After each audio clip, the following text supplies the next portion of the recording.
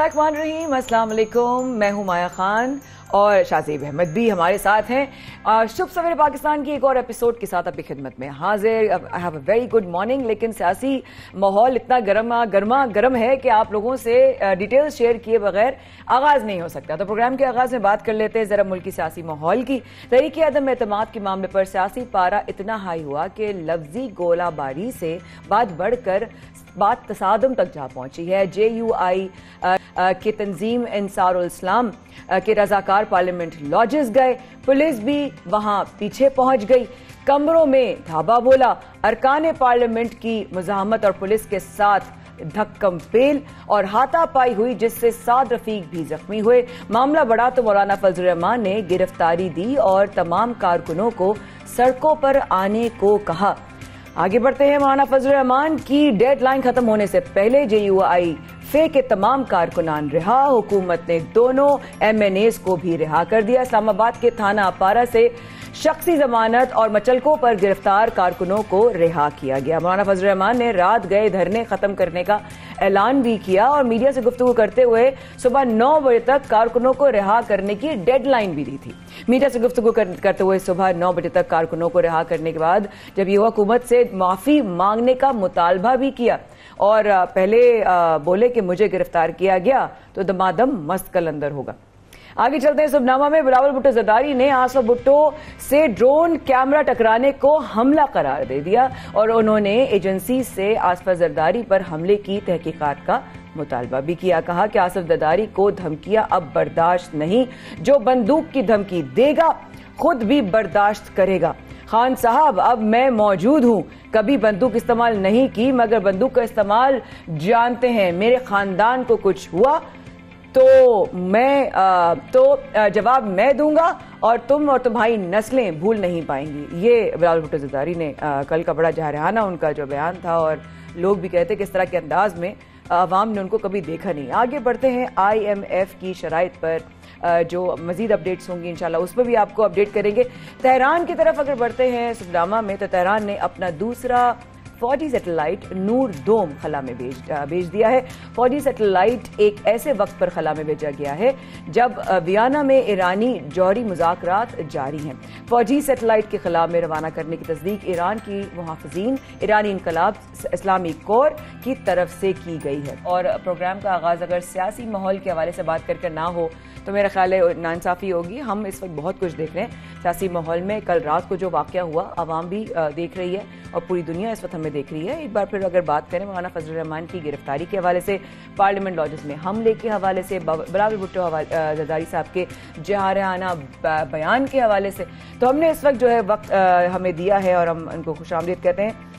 सदाकत Ali Abbasi PTI रहनुमा हमारे साथ मौजूद हैं। बहुत शुक्रिया सदाकत अली अब्बासी साहब, आपने हम किया, आपके वक्त का बेहद शुक्रिया। ये मुल्क में क्या हो रहा है, पार्लियामेंट लॉजेस में क्या हुआ, असल वाकया क्या था? जी जनाब।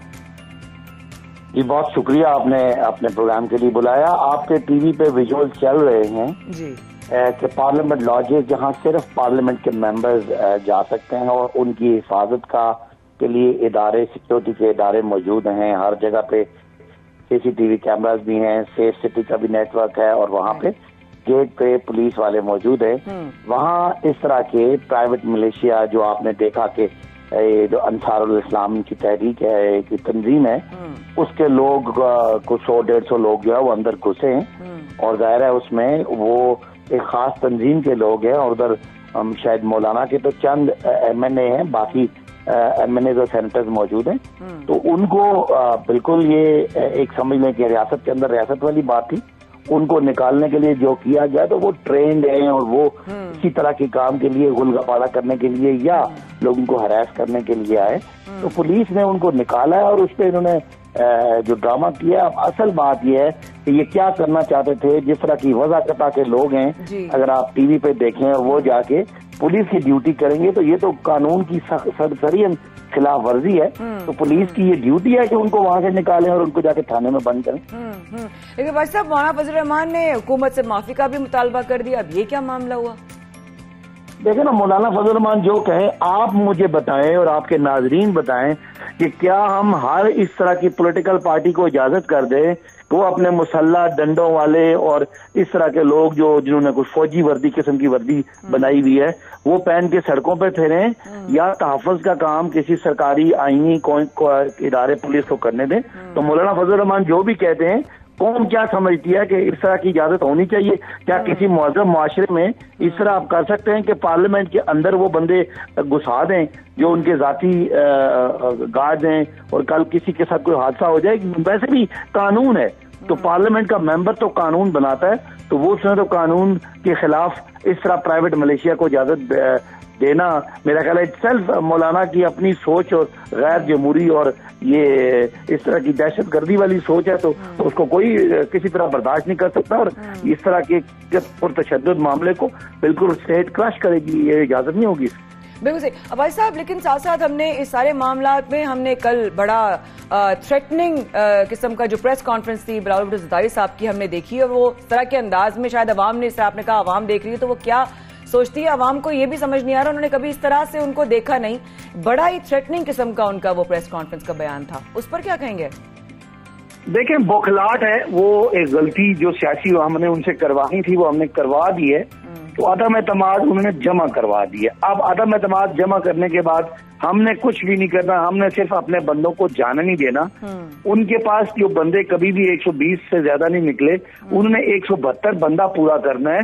अब वो हीले बहाने करके किसी न किसी तरह इसको इससे निकलना चाहते हैं, जो अब वो निकल नहीं सकते लीगली या कॉन्स्टिट्यूशनली, तो वो उनकी बौखलाहट है और ये आपके सामने है। और वो बौखलाहट में ऐसी बातें कर रहे हैं जो जिस बात का वो रिस्पॉन्स है कि वजीर आजम ने कहा कि मेरी बंदूक के निशाने पे, ज़ाहिर बस सियासी बात है कि आप मेरा मुकाबला है और आप मेरी शिफ्ट हैं, और सियासी उन्होंने बात की है कि अब हम उनको छोड़ूंगा नहीं, तो उस बात का जवाब देना और खातून अव्वल के बारे में बेहुदा बातें करना जिसकी कोई ना सार है ना पैर है।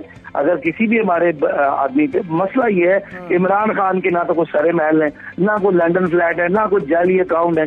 अब उनको तनकीद करने के लिए इमरान खान के घर तक जाना पड़ता है, जो खातून अव्वल जो गैर सियासी है, जो एक पसंद खातून है जिनका कोई सियासत ताल्लुक नहीं है, उन पे तनकीद इसलिए करते हैं कि वजीर आजम पे लगा ये उनके सामने कोई इल्जाम या कोई दाग नहीं। लेकिन भाई साहब साथ साथ आप ये भी कह रहे हैं कि नंबर पूरे करने, अगर जिस तरह कोशिशें तेज हो रही हैं, जितना एग्रेशन नजर आ रहा है उनके नंबर पूरे होने के लिए, आपको कोई डाउट है कि उनके नंबर पूरे होंगे नहीं होंगे? What do you think? देखिए, प्रेस कॉन्फ्रेंस करना नहीं है, नंबर तो पूरे करने हैं पार्लियामेंट के मेंबर के, कौमी असेंबली के मेंबर के। तो कौमी असेंबली के मेंबर को बिला के इन से क्या फर्क पड़ता है? जिसने पीटीआई से वोट किया है या जिसने क्यू लीग से लिया या जीडीए से लिया या एमक्यूएम से लिया, वो तो वोट है ही पीपल्स पार्टी और नून के खिलाफ। तो उनको इस तरह की बिलावल की गीदड़ बपकियों से क्या फर्क पड़ता है? बिलावल जो 2000 बंदा नहीं इकट्ठा कर सकते किसी पूरा पाकिस्तान के किसी एक शहर में, ये तो नहीं है। तो वो इस तरह की ऊंची आवाज करके और गला फाड़ के बात करना और दूसरों की काम पे टांग रही है बातें करना, इससे कोई फर्क नहीं पड़ता।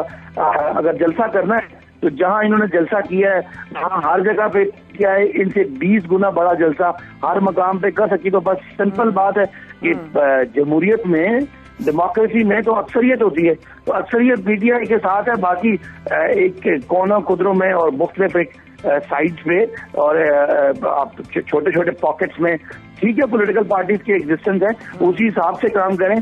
पूरे मुल्क में चारों सूबों में अगर कोई पॉलिटिकल पार्टी है तो वो सिर्फ पीटीआई है। आप देख लें नून लीग पंजाब के कुछ 1-2 डिवीजन 3 डिवीजन में, पीपल्स पार्टी सिर्फ सिंध रूरल में है। मौलाना का भी खास मजहबी फिरका है और खास तबके के लोगों की नुमाइंदगी करते हैं खास इलाकों में।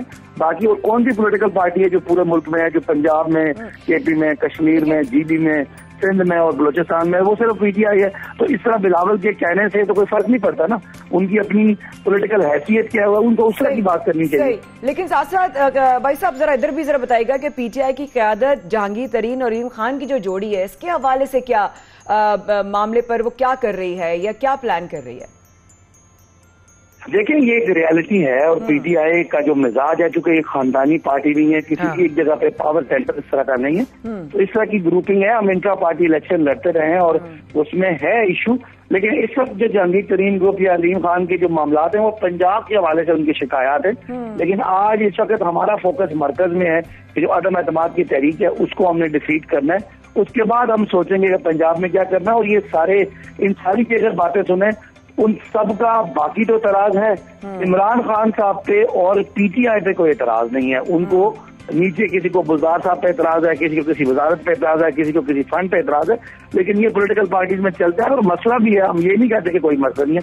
लेकिन इमरान खान साहब इंशाल्लाह बुर्दबारी से इस मामले को भी हैंडल कर लेंगे। लेकिन हमने अपोजिशन को अब सबक सिखाना है। अभी तो उन्होंने अपनी बारी कर ली है। ये अदम एतमाद को शिकस्त देने के बाद फिर हमारी बारी आएगी, फिर हम उनको सियासी तौर पे सबक सिखाएंगे। और जो निशाना है वो हमारे निशाने पे, वो हमारे सियासी निशाने पे, इन लोगों पे हम खुदा ना खास्ता ना तशद्दुद का हमारा ज़हन है, ना हम सियासत करते हैं और ना कभी पीटीआई ने इस तरह का काम किया। तो ये बहाने हीले कर रहे हैं कि जी वो आसफा को ड्रोन लग गया तो वो भी हमने मारा है और पता नहीं बिलावल को हम निशाने पे रखा है। निशाना हमारा सियासी है जिसमें वो हम उनको रखा हुआ है और उनको फारिग करके छोड़ेंगे। सही है। लेकिन साथ साथ हमें ये इतलात भी आ रही हैं कि आपने पंजाब की बात की तो चलिए सवाल भी मेरे जहन में आ गया कि वजीर आला पंजाब को जो है वो हटाने की कोशिशें हो रही हैं। इन बातों में, इन इतलात में कितनी सदाकत है बस साहब?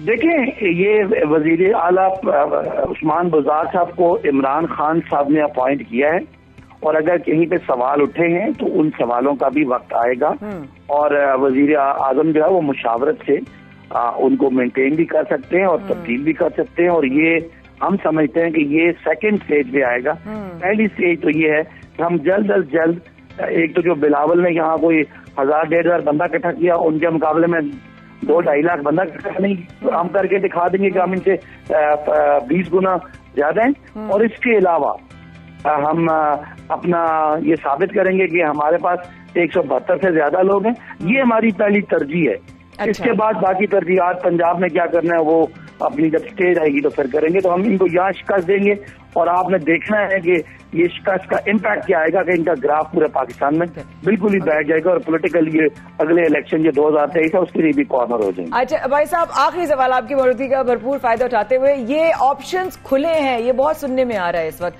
ऑप्शंस खुले हैं। मैं बात करी काफी एमक्यूएम की कि ये ना हो कि जिस दिन एक्चुअल डे आए, इवेंट आए, उस दिन वो बिल्कुल पलट जाए, लेकिन वो ऑप्शन मतलब बंद हो जाए या बिल्कुल ही ना खुल जाए। ये क्या माजरा है? देखिए, बिल्कुल ये ऐसी हमने इसको आसान नहीं लिया हुआ, बिल्कुल ये एक सीरियस अटेम्प्ट है। और जो इत्तेहादी हैं, जाहिर है वो उनकी पहली प्रेफरेंस गवर्नमेंट होती है और दूसरी प्रेफरेंस में कोई छोड़ता है। और हम समझते हैं हमने अपने इत्तेहादियों के लिए कंडीसिव एनवायरनमेंट रखा हुआ है कि उनको हमारे साथ छोड़ के तो नया एक अलाइनमेंट 3.5 साल बाद बनाने की जरूरत पेश ना आए। और हमारे इत्तेहादी जो है वो रवायात के हैं और उनकी अपनी रवायात भी हैं और सियासी तौर पे इतना बड़ा उनको स्टेप लेने के लिए कोई वजह होनी चाहिए। तो ऐसी कोई वजह ना है और ना हम छोड़ेंगे। और इंशाल्लाह ये ऐसी हवाई बातें हवाई रहेंगी। एलाइज को जाने के लिए और अपना अलाइनमेंट दूसरी तरफ लगाने के लिए खासा उनके लिए भी मुश्किल काम है कि अपने वोटर को जवाब देना। क्या बात है, हम पीपल्स पार्टी को बुरा भला कहते थे सिंध में और अब पीपल्स पार्टी अच्छी हो गई और यहाँ पे ये क्यू लीग को पता नहीं क्या समझते थे नून लीग वाले और क्यू लीग अच्छी हो गई। मेरा नहीं ख्याल कि ये उनके लिए मुश्किल फैसला होगा और हम उनको करना ही नहीं देंगे, हम उनको खुश रखेंगे। Alright, thank you so much Sadaqat Ali Abbasi साहब, रहनुमा पीटीआई हमारे साथ है। You have a very good day, thank you for your time and you have a very good morning. बहुत शुक्रिया आपके वक्त। घर की हर फर्द की ख्वाहिश होती है और फैमिली की ये ख्वाहिश होती है कि उनके घर में एक गाड़ी लाजमी मौजूद हो जो वो इस्तेमाल करें। और इस ख्वाहिश को पूरा करते लोग नज़र नहीं आ रहे। एक तो हम देखते हैं कि महंगाई बहुत बढ़ती जा रही है, गाड़ियों की कीमतों में माया बहुत इजाफा हो रहा है और जब ये कीमतों में इजाफा होता है तो लोगों के लिए गाड़ियाँ ख़रीदना बहुत मुश्किल होता जा रहा है। और हम आए रोज़ देखते हैं कि जो गाड़ियों की कीमतें हैं वो ऊपर जाती जा रही हैं। लेकिन जो एक सर्वे किया गया है गैलप, हम देखते हैं कि बड़े इंटरेस्टिंग सर्विस करता है और गैलप पाकिस्तान ने जो सर्वे किया उसके मुताबिक 93% पाकिस्तानियों के घर में गाड़ी नहीं है और घर में गाड़ी ना होने का दावा करने वालों की शरह शहरी इलाकों में ज़्यादा है। माया, बिल्कुल ऐसा ही है और ये पता चला ये तमाम गैलप पाकिस्तान के सर्वे से। साथ ही इन्होंने एक और दिलचस्प सर्वे किया जिसके मुताबिक 81% पाकिस्तानी कोरोना के फैलाव रोकने के लिए अपने कुछ इंसानी हुकूक की कुर्बानी देने को भी तैयार हैं। इस बड़ा मुनफरिद सर्वे है और आई एम वेरी श्योर कि एज यूजुअल जिनको हम हमेशा तकलीफ देते हैं और बहुत ज़्यादा दिलचस्प गुफ्तगू रहती है, इसी पर हमें ज्वाइन किया है executive director Gallup Pakistan Bilal साहब ने। बिलाल साहब आपको खुशामदीद कहते हैं। Once again thank you so much और वेलकम करते हैं आपको शो पर। बिलाल साहब, पहला सवाल आपके वक्त के शुक्रिया के साथ, पहले तो ये बताएं कि गाड़ियों से मुतालिक शहरियों से क्या सवाल हुआ? जी बिल्कुल। तो हाँ, हमने सवाल किया कि आपके पास, आपके घराने के पास इस वक्त कोई गाड़ी जो आपकी ज़ाती मलकियत में हो, आपके इस्तेमाल में हो, क्या वो मौजूद है? और इस सवाल के जवाब में तकरीबन 7% पाकिस्तानियों ने कहा कि उनके पास गाड़ी है। बाकी 93% पाकिस्तानियों ने कहा कि उनके पास गाड़ी मौजूद नहीं है। अच्छा, ये तो हो गया, लेकिन बिलाल साहब साथ में ये बताइएगा इसका मकसद बेसिकली क्या था इस सर्वे करने का? मतलब इसमें सिर्फ ये जानना चाह रहा था कि कितने लोग गाड़ी का इस्तेमाल कर रहे हैं, क्योंकि ट्रांसपोर्टेशन को भी हम जोड़ते हैं। क्या इसकी ये वजह, खास वजह ये भी है कि हमारे मुल्क में ट्रांसपोर्टेशन सिस्टम इतना अच्छा नहीं है कि लोग मजबूर है गाड़ियाँ खरीदने पर? जी बिल्कुल। एक बड़ी वजह इसके जानने की ये थी कि हम सब लोग जो ख़ास तौर पर शहरों में रहते हैं और बड़े शहरों में रहते हैं, जैसे मैं इस्लामाबाद में रहता हूँ, आप लोग कराची या लाहौर में रहते हैं, वहाँ हमारे आसपास हर तरफ गाड़ियाँ नज़र आती हैं और गाड़ियों में बतदरीज बहुत बड़ा इजाफा हो रहा है। और उससे ऐसा एहसास होता है कि हर पाकिस्तानी के पास गाड़ी मौजूद है और हम गाड़ी वालों की जो सोसाइटी है उसके कंसर्न्स हैं अक्सर सिर्फ उसी पर बात होती रहती है। हालांकि हकीकत ये है कि आम पाकिस्तान जो है वो इस पाकिस्तान से जिसमें मैं और आप रहते हैं बहुत मुख्तलिफ है, और ये वो पाकिस्तान है जिसमें 93% पाकिस्तानियों के पास गाड़ी मौजूद नहीं है। और गाड़ी के आ जाने से लोगों की ज़िंदगियों में बहुत मुख्तलिफ असरात पड़ते हैं। तो हम जानना चाह रहे थे कि ये जो पाकिस्तानी गाड़ी वाले हैं और ये जो पाकिस्तानी बगैर गाड़ी वाले हैं, उनकी ज़िंदगी में कितना फ़र्क है, कहाँ रहते हैं? जी बिल्कुल, कहाँ रहते हैं? और इस पे कुछ अगर आप इजाज़त दें तो एक कमर्शियल पहलू भी है कि पाकिस्तान में एक गाड़ियाँ अभी तक लोगों के पास मौजूद नहीं हैं, तो एक बहुत बड़ी अपॉर्चुनिटी एग्जिस्ट करती है पाकिस्तान में एक ऑटो इंडस्ट्री के फ़रोग की, क्योंकि अभी तो 93% घरानों के पास गाड़ी नहीं है, आ सकती है। बिल्कुल, ये एक तरह से बड़ा अच्छा रिसर्च का काम भी है माया। बिल्कुल ऐसा ही है। अच्छा बिलाल भाई, एक चीज़ कि इस सर्वे का बड़ा इतना दिलचस्प सर्वे, हमेशा आप बड़े इंटरेस्टिंग सर्वेस के साथ आते हैं, बट किन तबकात को, किस उम्र के अफराद को, किन लोगों की राय इस वाले सर्वे में ली गई थी, ताकि हमें पता चले कि कौन सा एज ग्रुप या किस तरह के माइंडसेट जो है सर्वे में शामिल हुए थे? जी बिल्कुल। जो गैलप सर्वेज हैं और जो आमतौर पर सर्वे की जाते हैं, उसमें कोशिश की जाती है कि हम एक नुमाइंदा सैंपल पिक कर लें पाकिस्तान का। तो जिस तनासब में पाकिस्तान में मुख्तलिफ एज ग्रुप्स रहते हैं, मसलन 18 से 30 साल की उम्र के जो लोग हैं वो तकरीबन पाकिस्तान में 18 साल से बड़ी उम्र के लोगों में तकरीबन 30 से 40% की आबादी जो है वो 18 से 30 साल में है। तो इसी तरह सैंपल में भी इसी तरह से ली गई। 30 से 50 साल के अफराद भी लिए गए, 50 साल से बड़ी उम्र के भी लिए गए, अर्बन इलाकों के भी लिए गए, शहरी इलाकों के भी लिए गए। चारों प्रोविंसेस और जो 3 टेरिटरीज हैं, GB, AG के और इस्लामाबाद, इसके भी पाकिस्तान सर्वे में लोग लिए गए। तो एक कोशिश की गई कि हर तरह के तबके को नुमाइंदगी दी जाए सर्वे के सैंपल। अच्छा बिलाल साहब, साथ में एक और सर्वे भी है जिसका हम जिक्र कर रहे थे भी माया और मैं, और उस सर्वे को हम समझना भी चाह रहे हैं क्योंकि लोग ये चाहते हैं, इवन हम भी चाहते हैं कि हमें निजात मिल जाए इस कोरोना से। तो कोरोना के फैलाव को रोकने के लिए, इससे निजात हासिल करने के लिए इंसानी हुकूक की जो कुर्बानी देना चाहते हैं लोग, ये कौन से इंसानी हुकूक है, ज़रा ये भी वाज़े कर दें। जी बिल्कुल। गैलप पाकिस्तान जो है वो गैलप इंटरनेशनल का एक मेंबर है। ये एक एसोसिएशन है जो दुनिया भर में सर्वे करती है। तो ये वाला सर्वे जो है ख़ास तौर पे उस लिहाज से मुनफरिद है कि पाकिस्तान में भी हुआ और दुनिया भर में भी हुआ। तो हमने कोरोना के दरमियान ये देखा है कि जो कोरोना को रोकने के लिए, वायरस के स्प्रेड को रोकने के लिए मुख्तलिफ मुल्कों में पाबंदियाँ लगाई गई। पाबंदी इस तरह की थी कि आप कारोबार बंद कर दिए गए, पाबंदी इस तरह की थी कि घर से बाहर निकलना नामुमकिन था, कर्फ्यू लगे बहुत से शहरों में, और बहुत से तरीक़ों से कोशिश की गई कि लोगों की आमदोरफ्त को कंट्रोल किया जाए, कारोबार को रोका जाए। तो ये वो ह्यूमन राइट्स हैं जिनके बारे में हमने सवाल किया कि अगर इन ह्यूमन राइट्स को आप बंद कर दें और उससे कोरोना में कमी आ सके, कोरोना के वायरस के स्प्रेड में कमी आ सके, तो क्या आप ये ट्रेड ऑफ करने के लिए तैयार हैं? और पाकिस्तान इंटरेस्टिंगली उन मुल्कों में शामिल है जहां पर लोग ये ट्रेड ऑफ करने के लिए तैयार हैं। उनके ख्याल से सेहत बहुत इंपॉर्टेंट है, और उस सेहत के लिए वो अपने बुनियादी जो हकूक हैं उनको कुछ देर के लिए ज़रूर बंद कर सकते हैं। बिल्कुल ऐसा बिलाल साहब ने ये देखा भी है, जब कोविड आया ख़ासतौर पर तो तमाम जो पाकिस्तानी हैं उनको ज़्यादा एहसास हुआ कि हमारी सेहत बहुत इंपॉर्टेंट है, हमें बहुत इसका ख्याल रखना चाहिए। Thank you very much. Bilal Gilani साहब हमारे साथ मौजूद थे।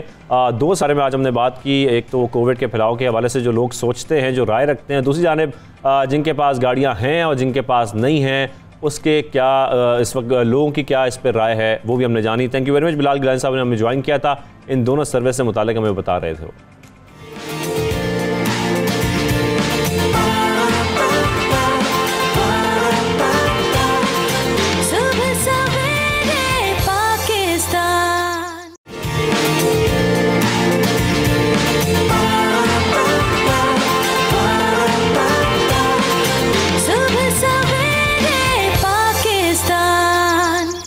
एक बार फिर हमारे साथ आने का बहुत शुक्रिया। शाज़ेब और माया आपके साथ हैं सुबह सवेरे पाकिस्तान में।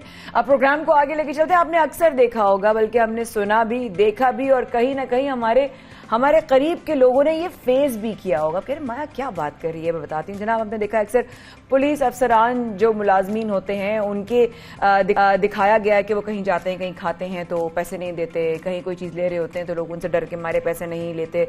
इस तरह के काफ़ी ज़्यादा सिनेरियोज हमने देखे भी हैं। तो पुलिस अफसरान और मुलाजमीन का मुफ्त खाना पीना फौरी तौर पर तर्क कर दें। एडिशनल IG कराची गुलाम नबी मेमन साहब ने सख्त हुक्मनामा जारी कर दिया है। बताया है कि पुलिस अफसरान और मुलाजमीन के खिलाफ शिकायत मौसूल होती है, खाने पीने की अशिया बगैर रकम या ज्यादा रियायत मांगी जाती है। और ये आपने और हमने देखा भी है, सुना भी है, और एक कहते हैं ना प्री कंसीव नोशन है कि हमें पता है ऐसा होता है, मतलब there is nothing new about it. लेकिन इसके ऊपर एक्शन लिया गया, ये बिल्कुल डेफिनेटली नया है। पुलिस का ये रवैया इख्तियारात का नाजायज इस्तेमाल में ऑब्वियसली शुमार होता है। इसी मामले पर मजीद बात करने के लिए हमें ज्वाइन किया है DIG admin Karachi police Nawaz साहब ने। आपका बहुत शुक्रिया नवाज साहब, आपने हमें ज्वाइन किया, आपको खुशामदीद कहते हैं। लेकिन पहला सवाल ये, इस तरह की ऑब्वियसली मामला हमारे सामने आए और इस पर कोई एक्शन हुआ, ये हमारे लिए वाकई ब्रेकिंग न्यूज है। लेकिन अगर कोई पुलिस अहलकार, अफसर या मुलाजिम अहकामात की खिलाफ वर्जी करता है तो उसके खिलाफ इस नौयत की शिकायत मौसूल हुई तो क्या कार्रवाई होगी? जी बहुत शुक्रिया आपका इनवाइट करने का। इस तरह से है कि जी अहकामात की खिलाफ वर्जी जो है वो मिसकंडक्ट के जिम्मे में आती है, और depending upon the gravity of charge सरजनिश से लेकर बर्खास्तगी तक वो तमाम सजाएं जो कि police efficiency and discipline rules 1988 के अंदर दी गई हैं, उनमें से कोई भी सजा उसको दी जा सकती है। ठीक, यानी कि उसको कोई भी सजा दी जा सकती है। लेकिन इस तरह की शिकायत से पुलिस के इमेज पर कितना नेगेटिव इम्पैक्ट पड़ता है, कितना नेगेटिव इम्प्रेशन पड़ता है, ये भी बताइएगा। जी आपने दुरुस्त फरमाया, बहुत ही नेगेटिव और बहुत ही मंफी असर पड़ता है। इस तरह से है कि देखें, ऐसे लोग, अगर मैं ये कहूँ कि पुलिस के महकमा पुलिस में उनकी तादाद 1% से भी कम है तो गलत ना होगा। हमारी 99% पुलिस जो है वो दिन रात कुर्बानी देती है और अपने हेल्थ को, अपनी फैमिली लाइफ को उस महदूद वसाइल में, महदूद तनख्वाह में गुजारा करते हुए अवाम की खिदमत करती है, और उन तमाम खिदमात को जायल कर देते हैं जो ये 1% से कम लोग होते हैं। Exactly. तो इसलिए हम चाहते हैं कि ऐसे लोगों को यहाँ महकमे से या तो बर्खास्त किया जाए या उनको इस तरीके से तरबियत की जाए कि वो उन 99% लोगों के लिए शर्मिंदगी का बाइस ना बने। लेकिन अहमद नवाज साहब वही वाली बात हो गई ना कि पुरानी कहावत है कि when you are wrong nobody forgets but when you are right nobody remembers, कि अगर 99% जो हैं वो अच्छे हमारे इंप्रेशन लेकर चल रहे हैं हमारे एहलकार, हमारे पुलिस अफसरान, लेकिन वो 1% भी अगर वो करता है नेगेटिव कोई भी हरकत तो वो चीज ज्यादा हाईलाइट हो जाती है। लेकिन अगर ये जो हुक्मनामा जारी हुआ है और इस तरह की जितनी भी इम्प्लीमेंटेशन होंगी, उससे आपको क्या लगता है पुलिस और अवाम के बीच में कितना अच्छा रिलेशनशिप कायम हो सकता है ट्रस्ट के हवाले से? जी, आपने बिल्कुल दुरुस्त सवाल किया। इस तरह से है कि पुलिस और अवाम के दरमियान एक जो ट्रस्ट डेफिसिट है उसको ब्रिज करना कराची पुलिस की अवलीन तरजीह है और इसके लिए हम कई इकदाम कर रहे हैं। हम चाहते हैं कि हमारी खिदमात को अवाम रिकग्नाइज करे और अवाम का ट्रस्ट जो होना चाहिए एक पुलिस एहलकार के ऊपर, पुलिस महकमे के ऊपर, उनको उतना ही ट्रस्ट होना चाहिए जितना उनको अपने फैमिली के बड़ों के ऊपर होता है। तो हमारा टारगेट ये है और इसके लिए हम कई इकदाम कर रहे हैं, जिससे कि हम खुद अवाम को रीच आउट हो रहे हैं। अब हम जी साहब अपनी बात कंप्लीट करें, फिर मैं अगला सवाल करूंगी। आपकी बात से एक और सवाल आया था। मैं उसके इकदाम के सिलसिले में मैं जैसे आपको मिसाल के तौर पर बताता हूँ कि हमने कराची पुलिस चीफ ने एक व्हाट्सएप कंप्लेंट नंबर बनाया है। अब क्योंकि आप जानती हैं कि डिजिटलाइजेशन का दौर है, हर कोई घर बैठे सर्विसेज हासिल करना चाहता है। अब हम ऐसे उस व्हाट्सएप कंप्लेंट सेल के जरिए अगर कोई घर बैठे ही अपनी कोई कंप्लेंट दर्ज कराता है या देता है तो वो सीधी कराची पुलिस चीफ के पास पुट अप होती है और वो उसके ऊपर फौरी तौर पे इकदाम या एक्शन लेने के अहकाम देते हैं और वो उसका फीडबैक भी लेते हैं। तो वी आर मॉनिटरिंग इट और हम चाह रहे हैं कि अवाम हमारे पास आए, हमें अपने मसाइल बताएं और हम अब उनको हद्दुल इम्कान उनके घर पे वो इंसाफ, वो सहूलियात डिलीवर कर सकें जो कि इस मॉडर्न माशरे में आज की जरूरत है। राइट। इस व्हाट्सएप नंबर के बारे में मैं आपसे जरूर पूछूंगी, लेकिन साथ साथ एक चीज और नवाज साहब जरूर हमने देखी भी है, सुनी भी है, तासुर पाया जाता है इसका कि स्नैपचैटिंग के दौरान जो है ना, स्पेशली टीनेजर्स के साथ या नौजवान जो बच्चे होते हैं, अकेले होते हैं, उनके साथ पुलिस वालों का स्पेसिफिकली बिटवीन 18 एंड 24 जो एज ग्रुप है, बच्चों के साथ बड़ा नेगेटिव, बड़ा एग्रेसिव किस्म का बिहेवियर देखा गया है पुलिस एहलकारों का। आपको क्या लगता है कि इसकी वजह क्या हो सकती है? देखिए, इसकी एक तो वजह यह है कि हम जो हमारी तरबियत है फैमिली से उसके अंदर कहीं कमी रह जाती है और जो हम इखलाकियात अपने घर से लेके आते हैं वही अपने हम पेशे में भी लेके आते हैं। और इसमें जो जिस तरह से तालीम का मेयार बढ़ेगा और हमारी तरबियत अच्छी होती जाएगी तो हम ऑटोमेटिकली हमारे इखलाकियात में वो सब चीजें आएंगी। हम पुलिस वाले इस सोसाइटी से हटके नहीं है, आप ही लोगों में से हैं, हमारे ये एहलकार भी इन्हीं घरों में से हैं और वो उन्हीं लोगों को पूछ रहे होते हैं जो कि उन्हीं जैसे होते हैं।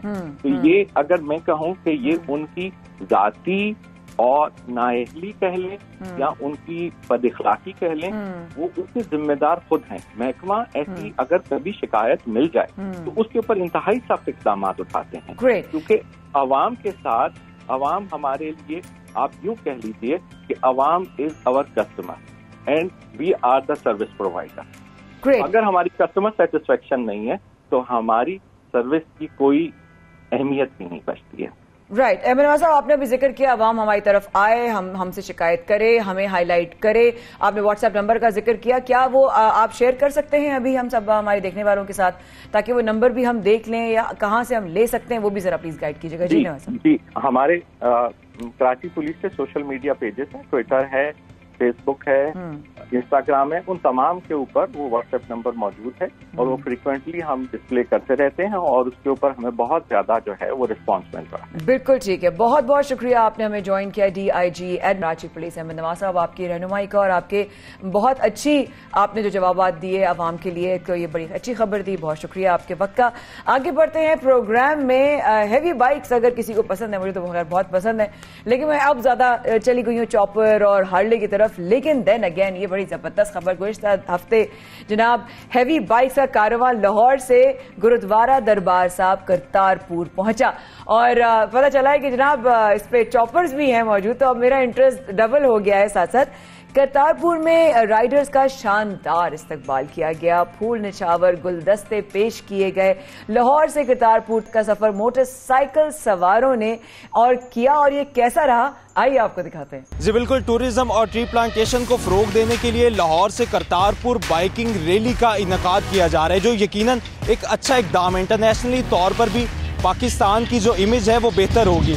आज हम जाएंगे बाइकर्स के पास और इन राइडर से पूछेंगे कि इन बाइक्स की स्पेसिफिकेशंस क्या है और इन पर कॉस्ट कितनी आती है और किस तरह से इसको हैंडल करते हैं। तो आइए चलते हैं इन राइडर्स के पास।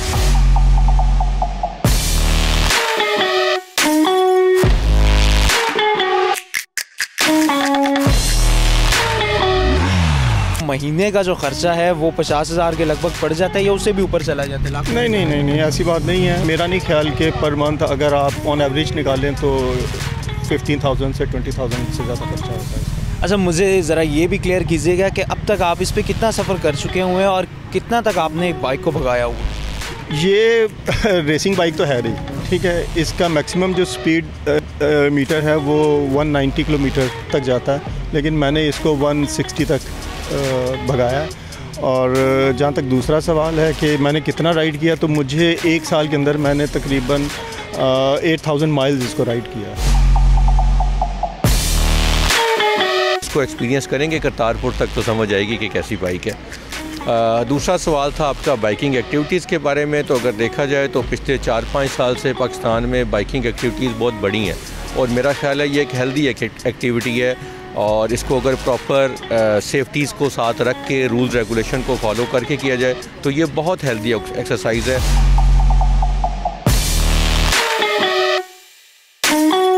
जी बिल्कुल, हमारे साथ एक लड़की राइडर भी मौजूद है जो अपना मुनफरिद और बड़ा खूबसूरत बाइक लेकर आई है। ज़रा हम उनसे पूछते हैं कि एक लड़की के लिए तो आम बाइक चलाना ही बड़ा मुश्किल होता है और चूँकि बड़ा भारी भरकम बाइक चला रही हैं, तो पहले तो ये पूछते हैं मैम, हैंडल इसको करना कितना मुश्किल होता है? बहुत आसान है। 200 सीसी लग ज़्यादा बड़ी रही है लेकिन इट्स प्रीटी इजी। एंड ये जो मोटरसाइकिल है ये एक ऑफ कोर्स चाइनीज़ बाइक है, लेकिन इसका जो इंजन है NBF2 उसने काफ़ी मोटरसाइकिल रैलीज़ जीती हैं, इसलिए मुझे ये बाइक पसंद आई।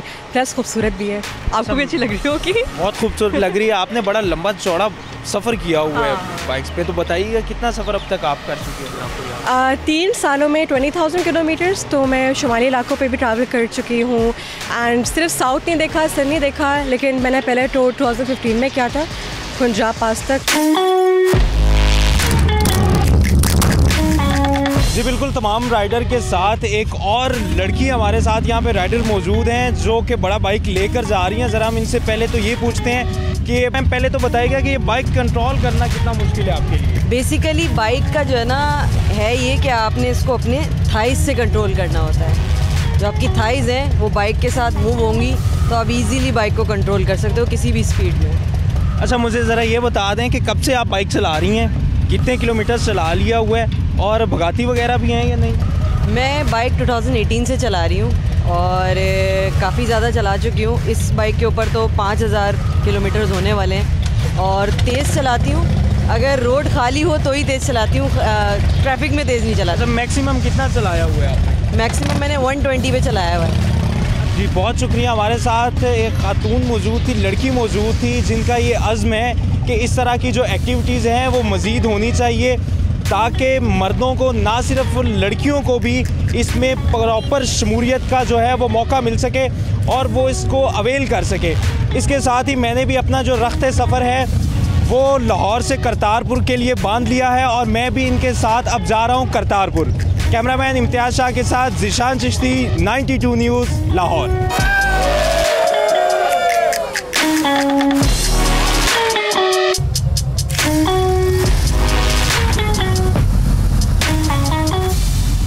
शाज़ेब और माया को दीजिए एक वक्फे की इजाजत। हम यूं गए और यूं आए क्योंकि सब सवेरे पाकिस्तान में अभी और बहुत कुछ बाकी है जो आपको दिखाना भी है, आपसे डिस्कस भी करना है। So please do stay with us, we will be right back.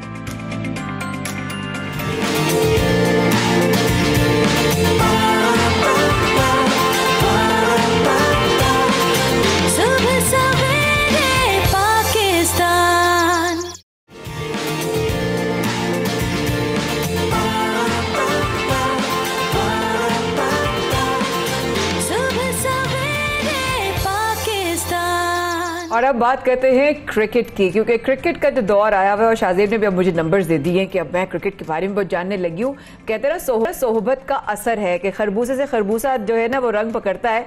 तो अब बात हो जाए रावलपिंडी टेस्ट जो है वो ड्रॉ होने के बाद पाकिस्तान और ऑस्ट्रेलिया की टीमें कराची टेस्ट के लिए तैयार है। यहाँ पे बड़ी रौनकें होने वाली हैं जनाब, और दोनों टीमें भरपूर प्रैक्टिस कर रही हैं।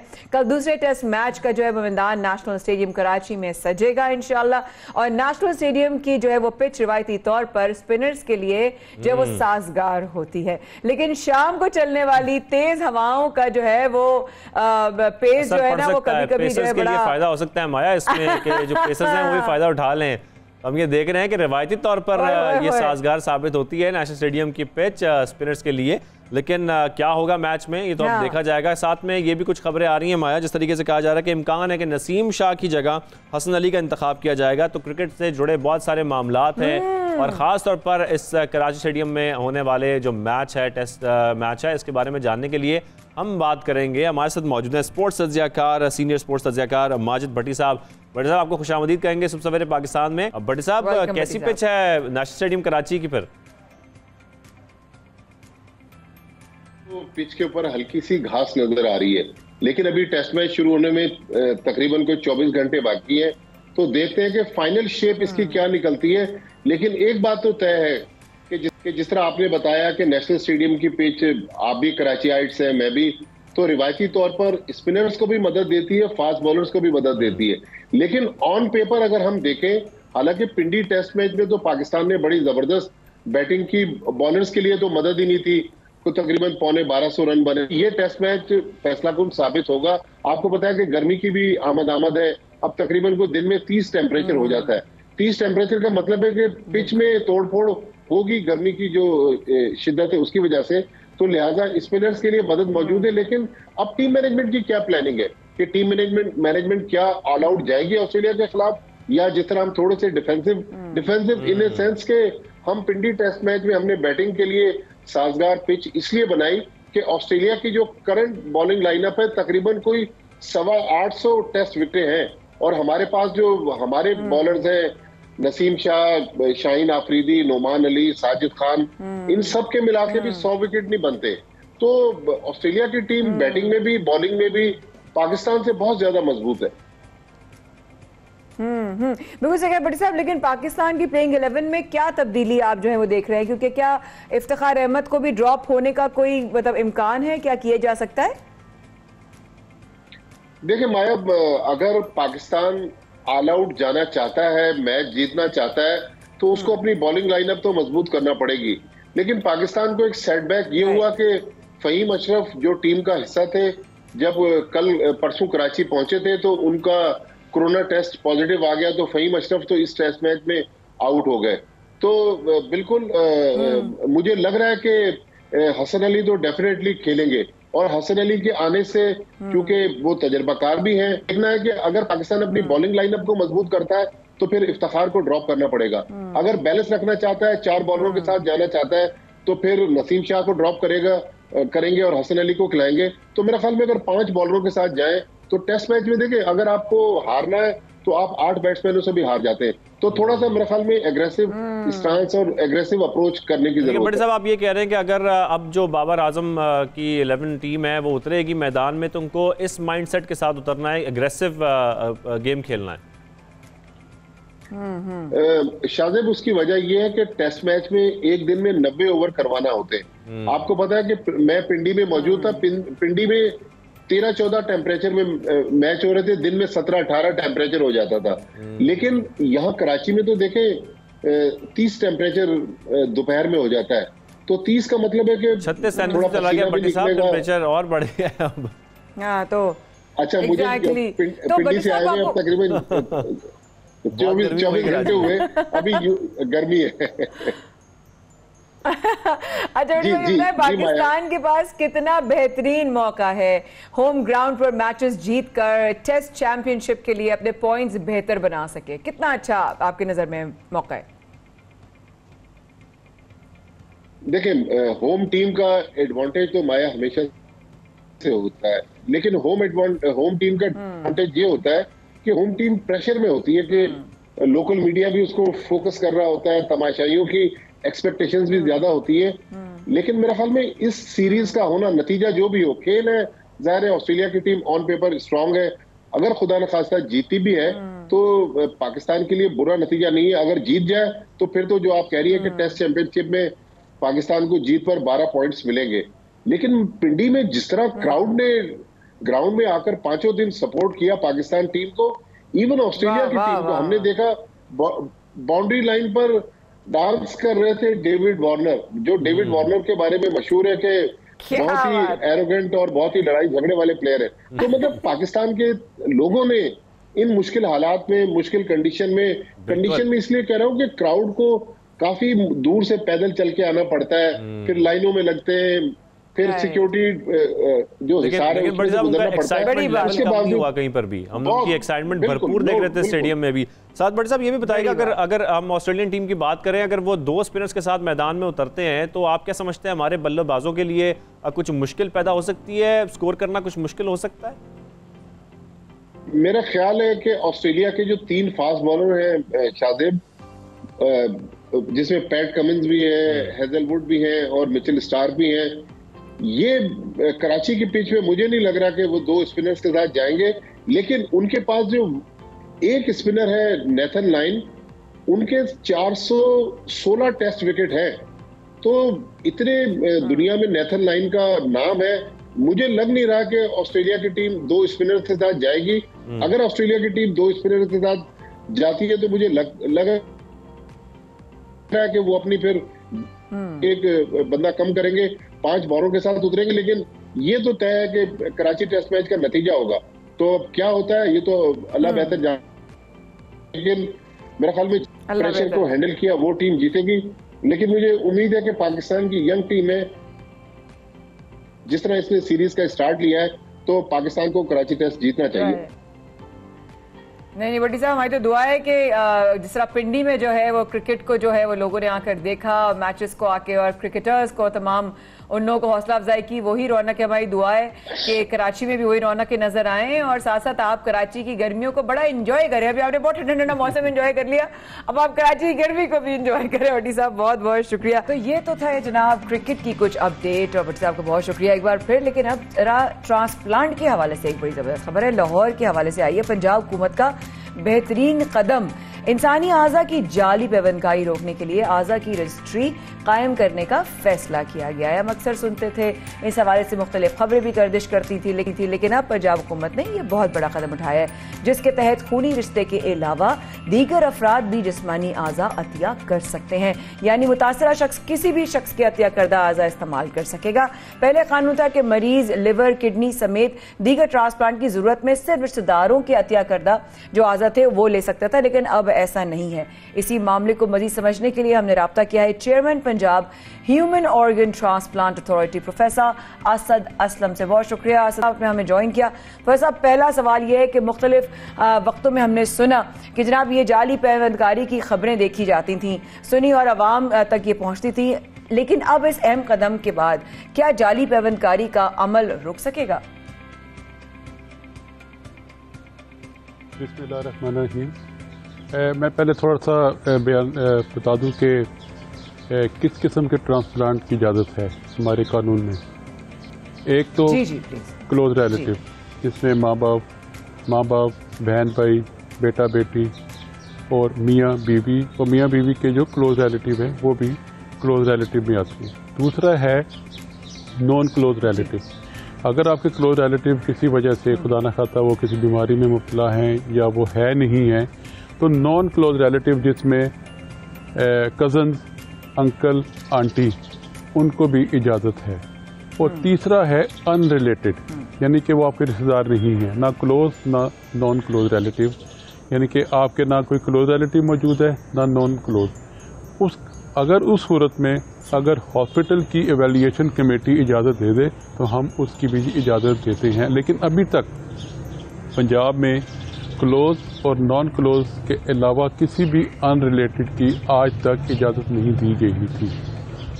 अब इस चीज़ को ओवरकम करने के लिए, क्योंकि अनरिलेटेड जब हम इजाज़त देते हैं तो उसमें कमर्शलाइजेशन बहुत ज़्यादा हो जाती है, यानी कि अभी तक हमने 29 FIR काटी हैं और तकरीबन 11 लोगों को सज़ा भी दिलवा चुकी हैं जो गैर कानूनी धंधे में मुलव्वस थे ऑर्गन ट्रांसप्लांट कमर्शलाइजेशन में। अब पंजाब हुकूमत ने स्वैब ट्रांसप्लांट की इजाज़त दी है। स्वैब ट्रांसप्लांट ऐसे होता है कि ये भी अस्पताल की जिम्मेदारी होगी। एक अस्पताल में 2 पेयर्स हैं, यानी कि एक डोनर और एक रेसिपिएंट, फिर दूसरा डोनर दूसरा रेसिपिएंट। दोनों डोनर्स ने अपने रेसिपिएंट को, पेशेंट को किडनी देनी है, लेकिन इत्तेफाक से पेयर का डोनर और रेसिपिएंट आपस में मैच नहीं कर रहे। लेकिन उसी अस्पताल में दाखिल दूसरा पेयर, वो भी आपस में डोनर और रेसिपिएंट मैच नहीं कर रहे, लेकिन एक ग्रुप का डोनर दूसरे ग्रुप के रेसिपिएंट से मैच करता है, तो वो क्रॉस पेयर ट्रांसप्लांट, यानी कि एक ग्रुप का डोनर दूसरे से रेसिपिएंट, एक ग्रुप का दूसरे का डोनर दूसरे के रेसिपिएंट से। ये अस्पताल के अंदर मौजूद होंगे पेशेंट, इसमें कोई कमर्शलाइजेशन नहीं होगी, कोई ट्रेडिंग नहीं होगी। तो इससे आप यकीन करें सैकड़ों लोगों को, मरीजों को जिनको ऑर्गन की जरूरत है, उनको सहूलत मैसर हो जाएगी। राइट वैसा, यानी कि ऑर्गन रजिस्ट्रेशन ये एक बड़ा बेहतरीन फैसला है। ये जरा रजिस्ट्री कायम कैसे की जा सकती है, ये जरा बताइएगा। जी देखें, अभी का हमने एक हेल्पलाइन PITB के जरिए पंजाब इंस्टीट्यूट ऑफ जो टैक्स बोर्ड है उसके जरिए हमने एक हेल्पलाइन कायम की हुई है, लेकिन अब हम यूनिवर्सल नंबर पर जा रहे हैं, जिस तरह 221122 है। इसी तरह हमने अप्लाई कर दिया है एक 4 डिजिट नंबर का, और 4 डिजिट नंबर 24 घंटे अब अवेलेबल होगा। हम उसकी बार बार एडवर्टीजमेंट करेंगे, उस पर जो लोग अब डोनेट करना चाहते हैं वो अपना नाम रजिस्टर कराएंगे, जो मरीज जिनको ज़रूरत है ऑर्गन की वो अपने को रजिस्टर कराएंगे। हमें लोग इतला देंगे कि किसी अस्पताल में गैर कानूनी ट्रांसप्लांटेशन का धंधा हो रहा है। हमें लोग इतला देंगे कि हमें पता चला है कि ये अस्पताल के अंदर इस तरह का ऑफर दी जा रही है। तो राउंड द क्लॉक 24/7 ये हेल्पलाइन काम करेगी। और इससे अच्छा दूसरा ये चीज़ है कि जब ये रजिस्ट्री कायम हो जाएगी और लोग अपने आप को रजिस्टर करेंगे, तो किसी को नहीं पता होगा कि डोनर कौन सा डोनर किस रेसिपिएंट को जा रहा है, यानी कि टोटल 100% कमर्शलाइजेशन का कोई 0% चांस है कि किसी किस्म की भी कमर्शलाइजेशन होगा। किसी को पता नहीं है कौन सा डोनर किस रेसिपिएंट को जा रहा है। जी वाह वाह। तो साहब आप समझते हैं कि जाली जितना भी ये अब तक ट्रांसप्लांटेशन का काम होता रहा, इसके कुछ इस टाइप जब अब तरह सिचुएशन क्रिएट हुई है दौरान इसके कितने कमी आई होगी जो जाली ट्रांसप्लांटेशन हो रही थी? बहुत हद तक कम होगी। मैं बता रहा हूँ कि हमने 29 केस FIR कराए हैं, 7 लोगों को सजा हुई है। अभी 2 हफ्ते पहले एक की सजा को बढ़ाई है हमने कोर्ट में जाके। तो अब लोगों को मालूम है कि इलीगल ट्रांसप्लांट की सजा, क्योंकि 10 साल कैद और क्या नाम उसका 3 लाख रुपए जुर्माना ये कानून में इसकी मौजूद है जी। तो अब काफी हद तक ये गैर कानूनी धंधा खत्म होता जा रहा है, इस कानून की वजह से खत्म होता जा रहा है। तो साथ साथ कोई एक्शन भी हुआ है, कुछ लोगों की मतलब हुआ है, उनके खिलाफ लीगल एक्शंस लिए गए हैं इस टाइम में?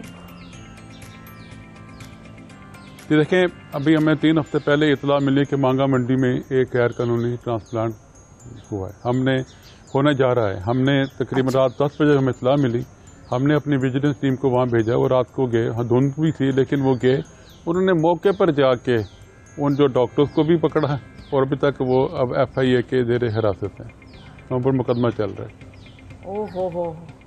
ओहो प्रोफेसर, ये तो बहुत ही ज़बरदस्त कदम उठाया है पंजाब हुकूमत ने। बहुत शुक्रिया आपने हमें ज्वाइन किया और आज आपने इस हवाले से हमारे लिए ज़रा सा हमें आगाह भी किया।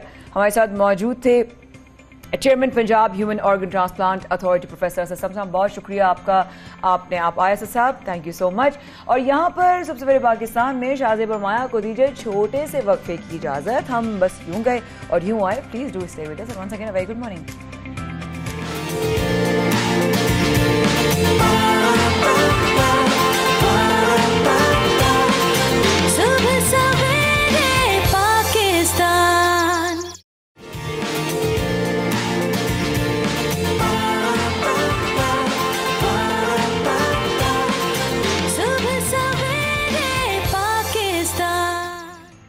इस दौर की बात करें जहां पर रोज शाहजेब और मुझे आप सवेरे पाकिस्तान में महंगाई का रोना रोते हुए जरूर देखते होंगे, किसी ना किसी मौके पर मैं और शाहजेब आपको नजर आते होंगे हम महंगाई के बारे में बात करें। तो शाहजेब, मेरा ख्याल है अब मुल्की मैशत पे भी जो उतार चढ़ाव आ रहा है उस पर थोड़ी सी बात कर लेते हैं। बढ़ती महंगाई और उसके असरात का तस्करा करना यहाँ बहुत जरूरी है। ऑब्वियसली हुकूमती रहनुमा बताते हैं कि मैशत संभल रही है और ऑपोजिशन तनकीद करती है, ये मामला है क्या दरअसल? बिल्कुल, ऑपोजिशन कहती है कि हमारी जो मैशत है वो बहुत हालात बिगड़ते जा रहे हैं, हुकूमत कहती है कोई ऐसी प्रॉब्लम है ही नहीं, मैशत तो संभलती जा रही है। लेकिन इस पे प्रॉब्लम ये आ रही है कि हम जो देख रहे हैं कि माशी जो मसाइल हैं वो बढ़ते जा रहे हैं, लेकिन इसका जो हल है वो क्या है? हम कैसे क्या मसाइल को हल किया जा सकता है, किस तरीके से हल किया जा सकता है, कैसे इनसे निजात हासिल की जा सकती है, मैशत को ट्रैक पर कैसे लाया जा सकता है, बेहतर कैसे बनाया जा सकता है माया? तो इस पर आज हम बात करेंगे और बात करने के लिए हमें ज्वाइन किया है माहिर माशियात डॉक्टर शुजात मुबारक साहब ने। शुजात, आपको खुशामदीद कहेंगे सुबह सवेरे पाकिस्तान में।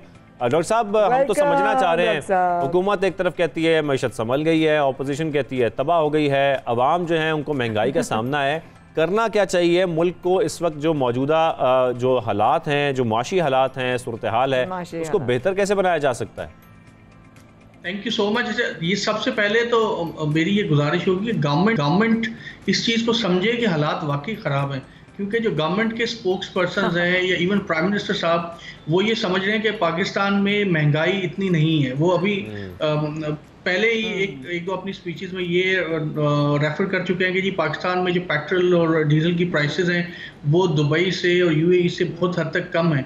हालांकि ये बिल्कुल एक अजीब सी बात है, जो थोड़ा भी मैशत का इल्म रखते हैं उनको पता है कि ये this is like comparing Apple with the oranges. तो एक बात तो ये कि गवर्नमेंट को खुद ये समझना पड़ेगा कि हालात बेहतर नहीं है।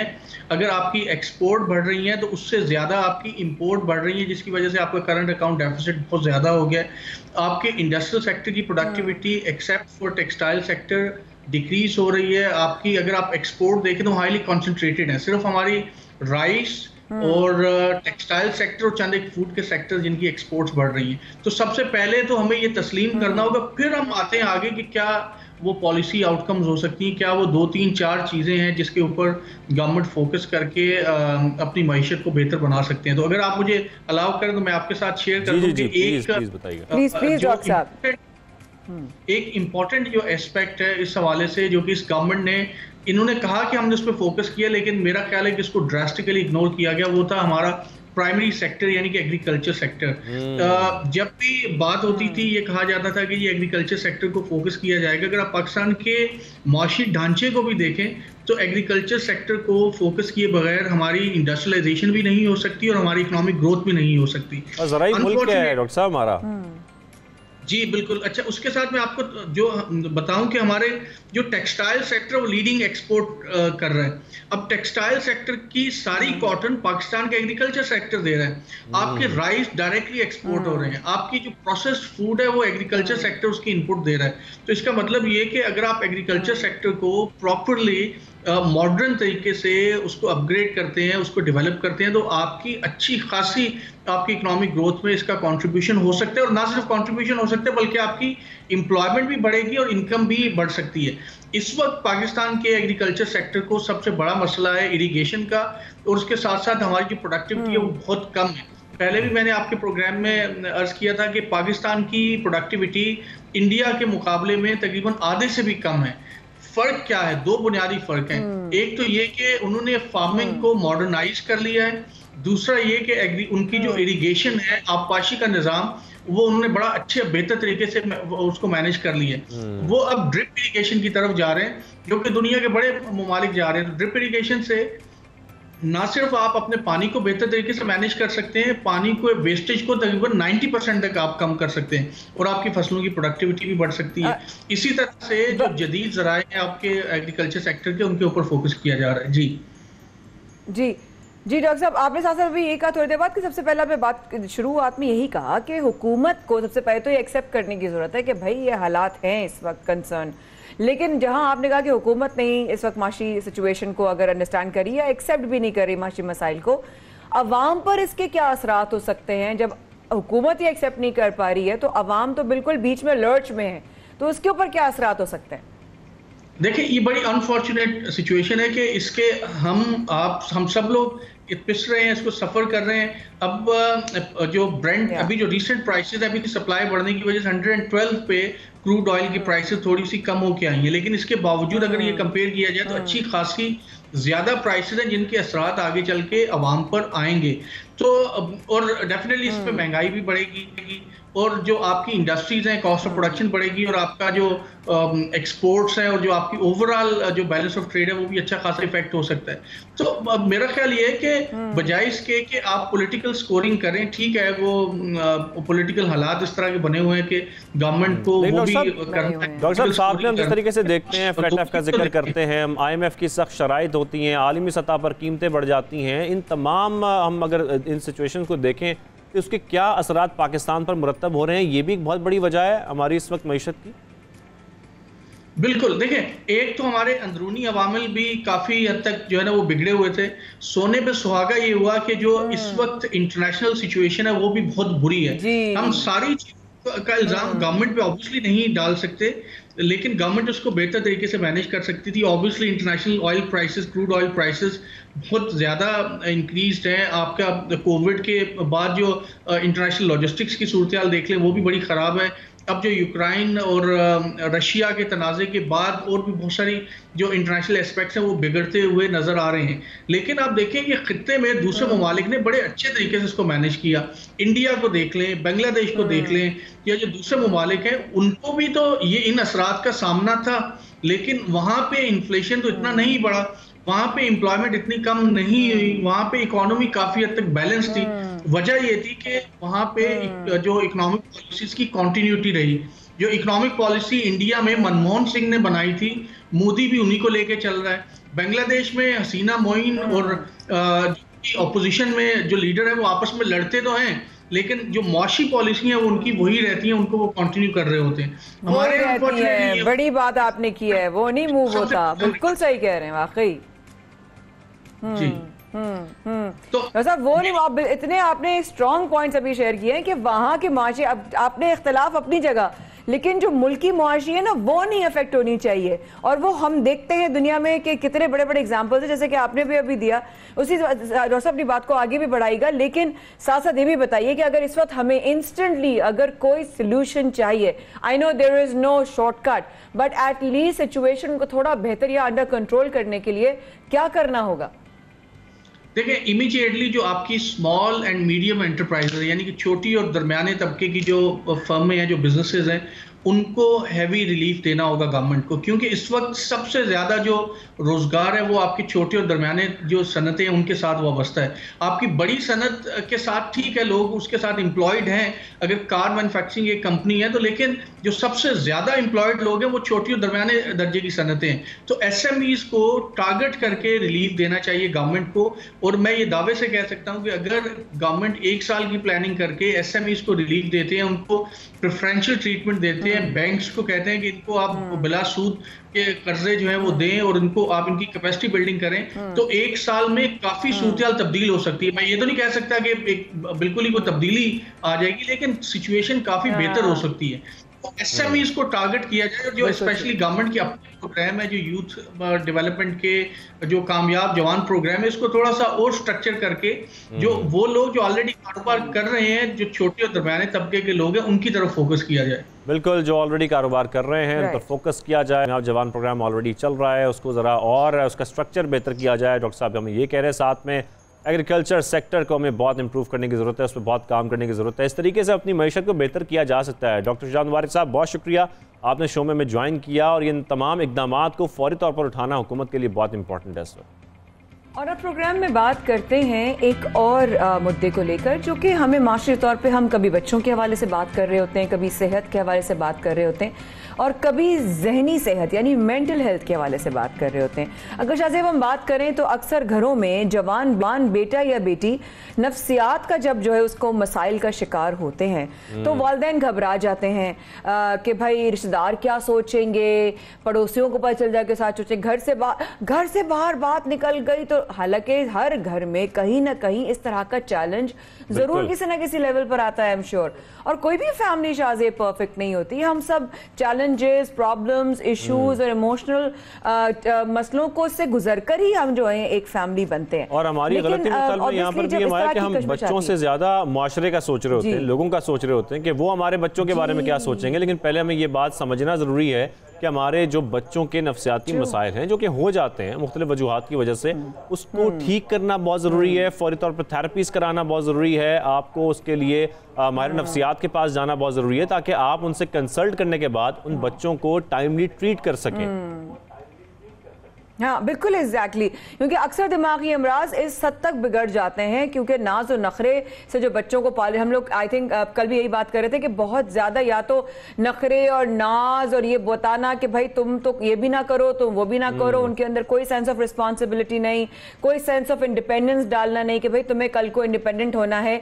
उनको जरूरत से ज्यादा पैम्पर करना भी क्या इनको इस तरह के नफ्सियाती मसाइल की तरफ लेके जाता है। तस्कीन फाउंडेशन नो डाउट एक बहुत बड़ा काम कर रहा है और हमारे साथ आज इसी मामले पे बात करने के लिए मौजूद हैं माहीन फहीम, और उनको खुशामदीद कहते हैं। और बहुत शुक्रिया माहीन, आपने प्रोग्राम में आने के बाद बहुत अच्छा काम करी है आपकी फाउंडेशन। हम दोनों बहुत अक्सर जिक्र करते हैं और घर में भी आप लोगों का काम बेहद बेहद मैं पजीराए बहुत ज़्यादा मिल रही है आप लोगों को।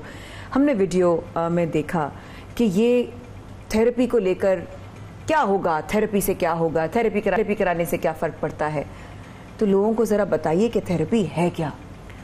अमूमन हमें लगता है कि जैसे हम काउंसलिंग एक वर्ड आप सुनते होंगे, उसके साथ साथ आप थेरेपी भी सुनते होंगे, इनकी सबकी अलग अलग एक शिद्दत होती है जिस पे आप जा रहे होते हैं।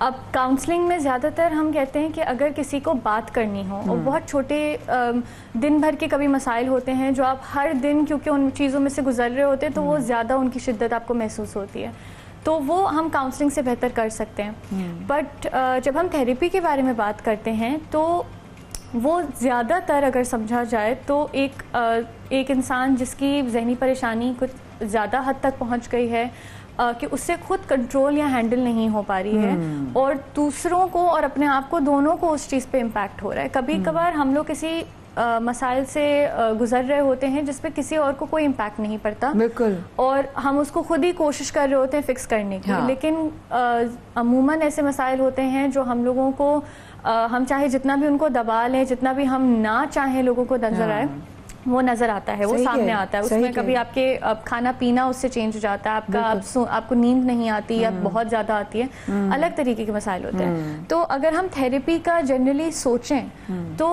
ये ज़रूरी होता है कि अगर एक इंसान अपनी ही मसाइल को हैंडल नहीं कर पा रहा और उसका एक इस नौयत का मसला वो फेस कर रहा, शायद हमें ना लगे वो इतना एक प्रॉब्लमेटिक हो। जैसे अभी जो वीडियो हम दिखा रहे थे उसमें उनके जो वालिद हैं उन्होंने ये बात बोली कि जो बेटा है उसको करनी थी, उसको जाना था, चले गए इंजीनियरिंग में, लेकिन उसको करना था म्यूजिक। अब ये वालिदैन के हिसाब से शायद इतनी ज़रूरी बात ना हो, बिकॉज उन लोगों के अपने एक्सपीरियंसेस होते हैं, वो अपने एक्सपीरियंसेस से गुजरे होते हैं, उनको लगता है हमें इसी भाग दौड़ में हमें भी शामिल होना चाहिए। बट हम लोग जो उनके बच्चे हैं वो उस इशू से नहीं गुजरे, वो उस जिंदगी से नहीं गुजरे, तो उनका सोचने का जरिया, उनका सोचने का तरीका और अपने मुश्किलात किसी तरीके से फिक्स करने का तरीका भी अलग होता है।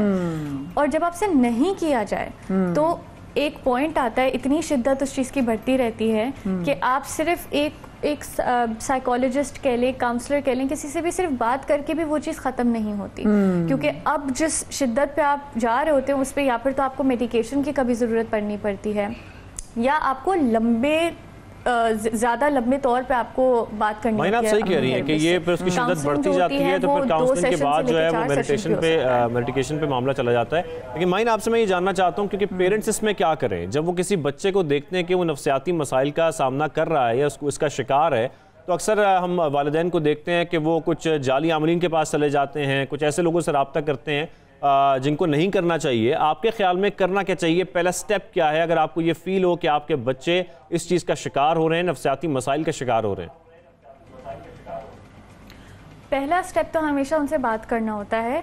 बच्चे शायद आपको खुद से बता सकें कि क्या प्रॉब्लम उनके वो फेस कर रहे हैं या कोई इशू है जिसकी वजह से वो बहुत मुश्किलात में है। डर सकते हैं अपने माँ बाप से, या उनको बुरा लगता है कि उनके साथ ही हो रहा है, अशेम्ड हो जाते हैं बहुत ज़्यादा। ये कम्युनिकेशन गैप भी होता है माहीन, कम्युनिकेशन गैप भी होता है। और कभी कभार ये होता है कि बच्चे जो होते हैं अपने वालिदैन को वो समझ नहीं पाते कि हम अपने वालिदैन से ये बात करें कैसे।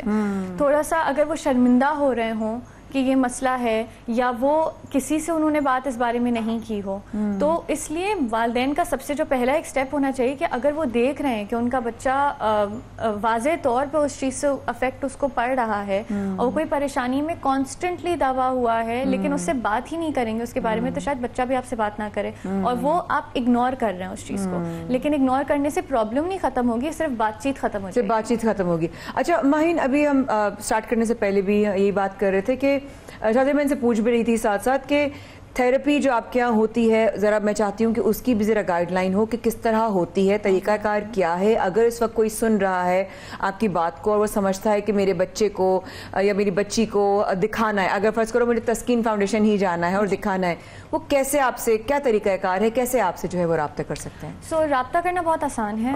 हमारा एक नंबर है, हमारे फेसबुक और इंस्टाग्राम पे भी पेजेस हैं। हम वेबसाइट पे अगर आप गूगल पे भी लिखेंगे तो आपके पास मिल सकता है। अगर तस्कीन फाउंडेशन का लिखेंगे तो आपको कॉल करना होता है और एक अपॉइंटमेंट बुक करना होता है।